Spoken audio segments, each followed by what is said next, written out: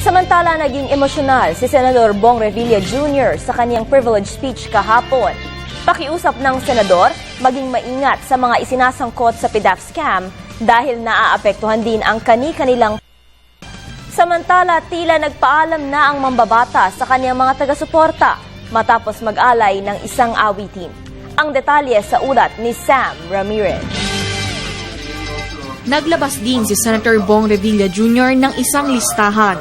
Isang listahan ng mga taong nais niyang pasalamatan bago sila ipaaresto at ipadetain ng Sandigan Bayan.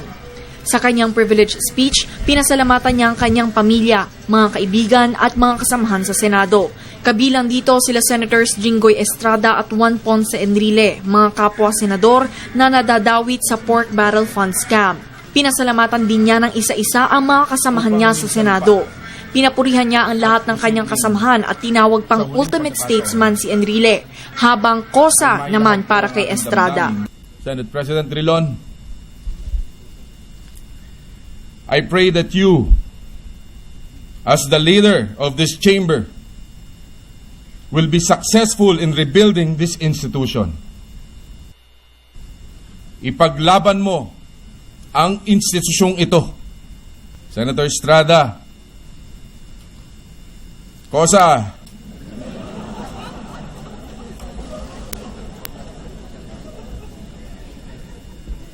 Hanggang dito ba naman magkakasama pa tayo?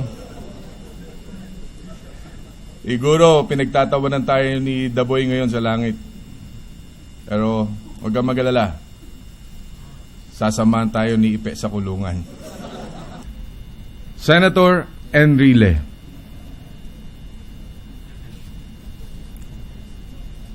Manong, I can only wish I live a full life like yours. One of the greatest leaders of this country. Your brilliance, your experience brought a culture of excellence not only to this institution, but to every institution you have led. Naman ang dalawa kay Revilla. Nagpapasalamat ako sa kanya. Whether I deserve it or not, nagpapasalamat. Ako unang tumawag sa kanya ng ginaya lang niya. Ginaya lang. Ano yung masasabi niyo sa mga kind words na sinabi niyo kanina tungkol sa inyo?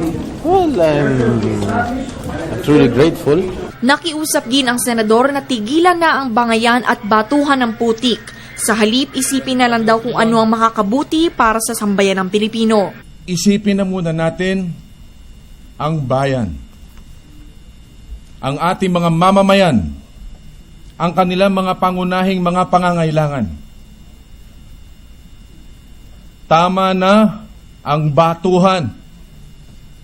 Tama na ang siraan. Hinimok din niya si Pangulo Aquino na unahin ang pambansang interes at hindi political agenda. President Aquino, nakasalalay po sa inyo ang kinabukasan ng bansa sa loob ng natitira pang 2 taon bilang Pangulo. Sana ay gamitin mo ang iyong kapangyarihan para masolusyonan ang mga suliranin ng ating mga kababayan. Ginoong Pangulo, lead this country not with hatred, but with love.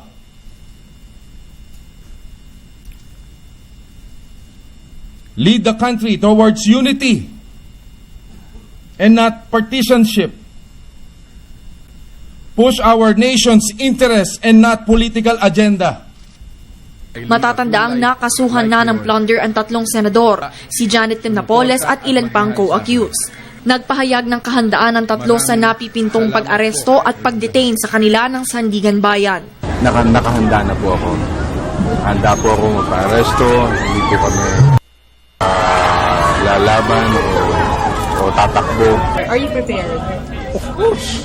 I've been prepared just since several days ago. I have already packed up my things to bring into Camp Crame if that's where we are going to be confined. Hindi naman ito yung huling laban namin. Malayo pa ito. Samantala, nagpahayag si Estrada na pinag-iisipan din niyang magsagawa ng privilege speech sa Miyerkules, huling araw ng sesyon ng Senado, bago sila muling magkaroon ng recess. Para sa Telebisyon ng Bayan, Sam Ramirez.